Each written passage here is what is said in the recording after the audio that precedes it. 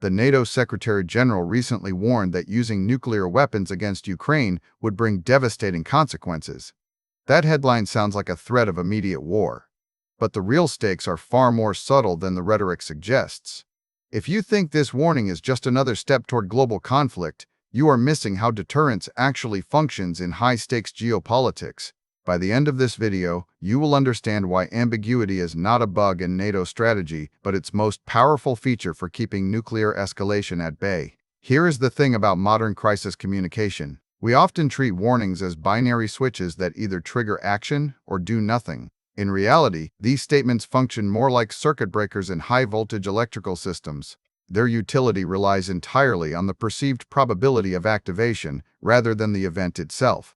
When a leader speaks of devastating consequences without defining exactly what those consequences are, they create a stable equilibrium where ambiguity prevents the trip that would cause full-scale escalation.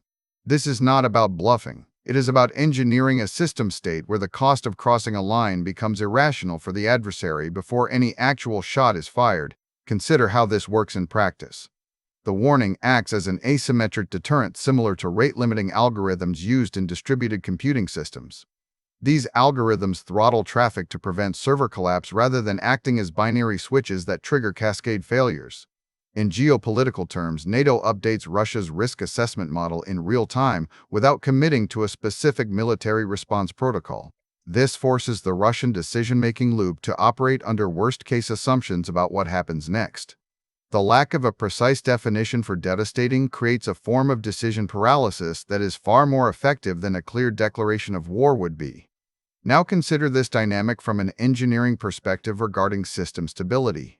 NATO's strategic benefit from ambiguity mirrors fail-safe design principles where the system remains stable under uncertainty. If you explicitly define the exact threshold for a nuclear response, you create a dangerous race to the line scenario. Adversaries can then calculate precisely how close they can get before triggering that specific red line. By keeping the definition of devastating consequences calibrated but vague, NATO forces the adversary to assume the worst-case outcome without ever having to test the boundary in reality. This prevents the self-fulfilling prophecy where a clear threat invites an immediate countermove just because you know exactly when retaliation will occur. Quick resource note: I keep a curated set of Amazon search links in the description for books, gear, and tools relevant to this channel's topics. Some are affiliate links, so I may earn a commission at no extra cost to you. Please consider supporting the channel by using those links if you find something useful. The effectiveness of this entire warning structure depends on what we call the trust model of the adversary. In cryptographic systems, handshakes require a shared understanding of keys to establish secure communication. Similarly, nuclear deterrence requires a shared understanding of consequences between conflicting parties. The ambiguity in NATO's language forces Russia to fill in those gaps with their own risk calculations. Because they cannot verify the exact nature of the response, they must assume it will be catastrophic enough to outweigh any strategic gain from using tactical nuclear weapons.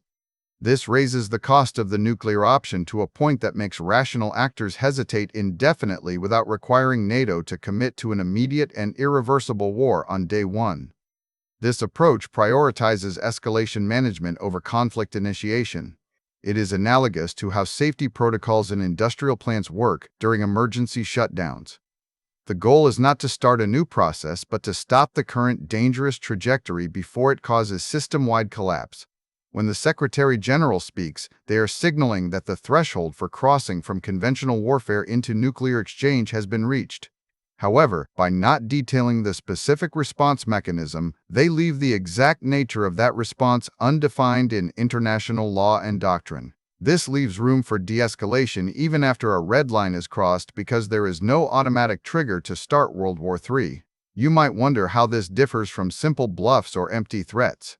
The distinction lies in the credibility built over decades of NATO operations and nuclear sharing agreements. A bluff relies on deception that can be exposed quickly if actions do not follow words. This deterrence strategy relies on established patterns of behavior where ambiguity is a known variable, not an unexpected surprise. Research into information warfare during recent conflicts shows that narrative consistency matters more than specific details in shaping adversary perceptions.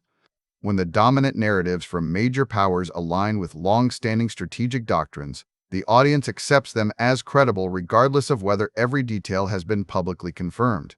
The real insight here is that this warning serves as a system state notification rather than an execution command. It updates the risk assessment model for all parties involved without triggering any automated response protocols.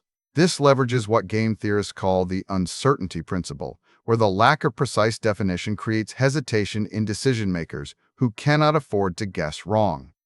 In high-stakes environments, ambiguity is often superior to clarity because it forces every actor to assume that their opponent has information they do not possess about hidden capabilities or red lines.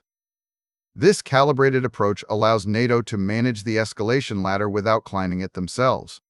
Each rung represents a different level of intensity, from economic sanctions to conventional military aid to nuclear threats.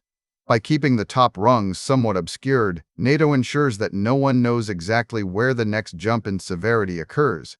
This forces Russia to operate under constant uncertainty about whether any specific action will trigger a disproportionate response or if they can push further without consequences. The result is a stable but tense equilibrium, where both sides know the danger exists but cannot calculate the exact point of failure. The strategic value becomes clearer when you realize that defining red lines too precisely invites adversaries to test them repeatedly until something breaks. Ambiguity removes the testing ground entirely because there is no clear line to approach. It forces a binary choice between accepting current constraints or risking total destruction based on an undefined but terrifying possibility. This shifts the burden of proof onto the aggressor, who must justify using nuclear weapons against a threat that might be far worse than they anticipate. Thanks for watching all the way to the end.